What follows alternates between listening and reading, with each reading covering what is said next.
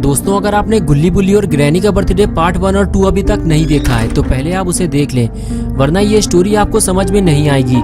पिछली वीडियो में आपने देखा था कि गुल्ली शॉन को लेकर जैसे ही नीचे आता है तभी उसे दरवाजा खुलने की आवाज लगती है और वो वहीं रुक जाता है। लेकिन गुल्ली ये नहीं जानता कि ग्रैंडपा भी उसी की तरफ आने वाले हैं और आखिर कुछ देर बाद गुल्ली पकड़ा जाता है।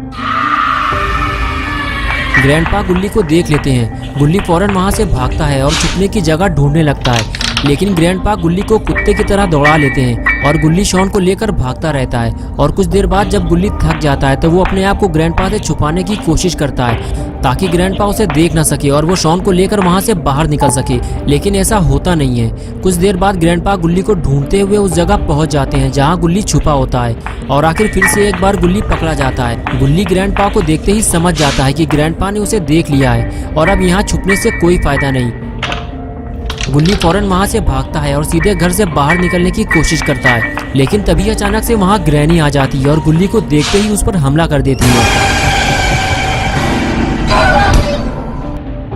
और अब आगे की स्टोरी देखते हैं। गुल्ली गाड़ी के पास खड़े खड़े यही सोच रहा होता है कि गुल्ली को अब तक वापस आ जाना चाहिए था। उसे यहाँ से गए हुए काफी देर हो चुकी है, मुझे अब जाकर देखना होगा। गुल्ली ने बुल्ली से कहा था कि अगर मैं आधे घंटे तक वापस ना आऊं तो समझ लेना कि मेरे साथ कुछ गड़बड़ हुई है, लेकिन अभी आधा घंटा नहीं हुआ है, इसलिए बुल्ली इतना सीरियस नहीं है। लेकिन वो ग्रैनी के घर जाना चाहता है ये देखने के लिए कि गुल्ली को कुछ हुआ तो नहीं है। लेकिन बुल्ली जैसे ही थोड़ा और आगे बढ़ता है तो वो देखता है कि ग्रैनी के घर का दरवाजा खुला हुआ है। ग्रैनी और ग्रैंडपा सामने ही खड़े हुए हैं और वो जोर जोर से बातें कर रहे हैं। बुल्ली को लगता है कि ग्रैनी का बर्थडे होने जा रहा है, इसी वजह से चिल्ली पुकार मची हुई है। लेकिन कुछ ही देर बाद बुल्ली को समझ में आ जाता है कि अंदर कुछ गड़बड़ है, कहीं गुल्ली पकड़ा तो नहीं गया, पास जाकर देखना होगा। और फिर बुल्ली धीरे धीरे घर की तरफ आगे बढ़ता है।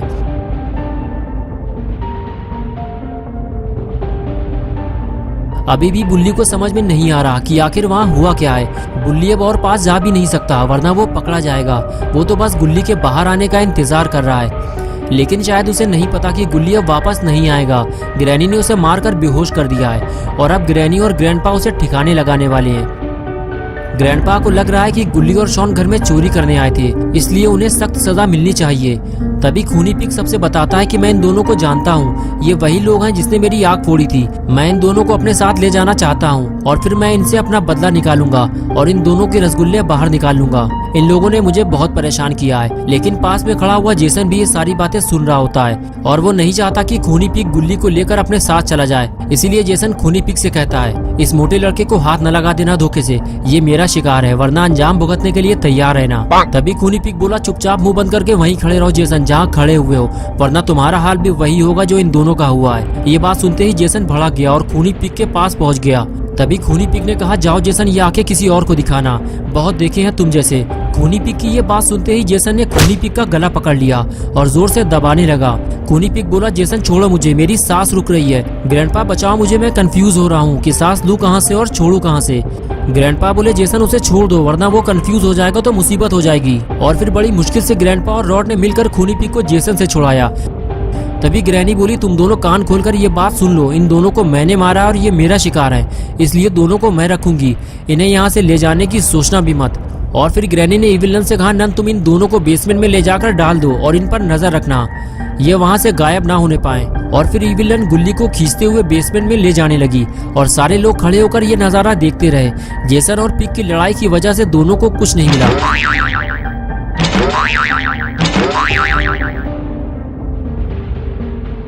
रॉड बोला, 12 बजने वाले हैं, सब लोग ऊपर चलो, लड़ाई में बर्थडे भूल गए क्या? ग्रैनी बोली, रॉड हम दोनों ऊपर जा रहे हैं, तुम इस पर नजर रखो, जब नन इसे ले जाएगी तो ऊपर आ जाना। ये कहकर ग्रैनी और ग्रैंडपा दोनों ऊपर चले गए।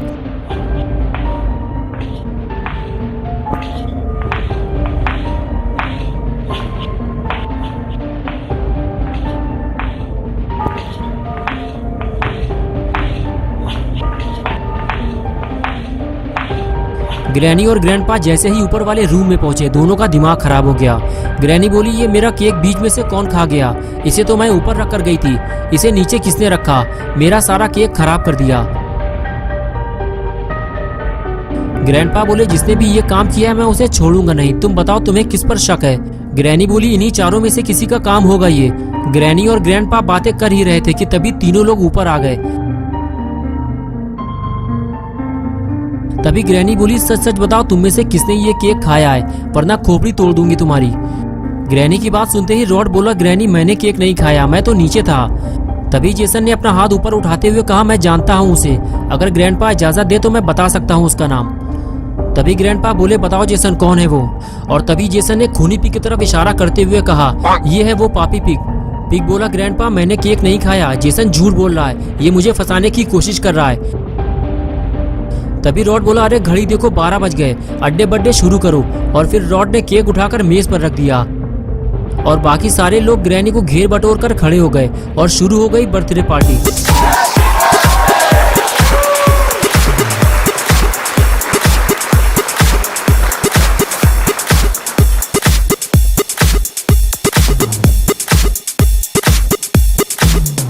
सारे लोग पार्टी में मस्त थे। इसी मौके का फायदा उठाते हुए बुल्ली गुल्ली को ढूंढते हुए ग्रैनी के घर के अंदर चला आया, लेकिन बुल्ली को ये काम जल्दी करना होगा क्योंकि पार्टी खत्म होते ही सब लोग नीचे आ जाएंगे और बुल्ली का घर से बाहर निकलना मुश्किल हो जाएगा।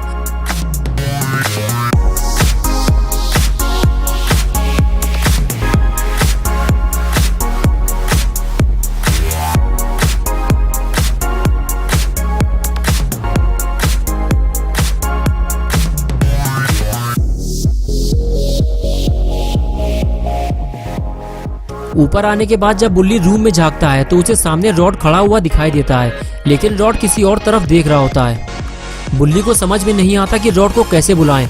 तभी वो हाथ हिलाने लगता है, लेकिन कोई फायदा नहीं।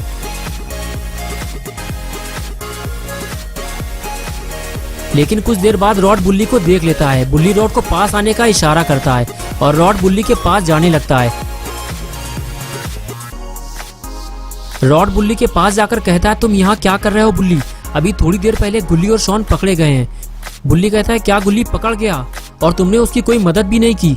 तभी रॉड कहता है, बुल्ली नीचे चलो, हम यहाँ बात नहीं कर सकते, खूनी पिग मुझे देख रहा है। ये कहकर दोनों नीचे चले गए,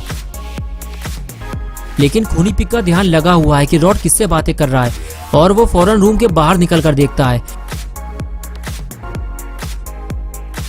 जिसका डर था आखिर वही हुआ। खूनी पिग ने रॉड के साथ बुल्ली को देख लिया है और ये देखते ही खूनी पिग ने अंदर जाकर सबको ये बात बता दी।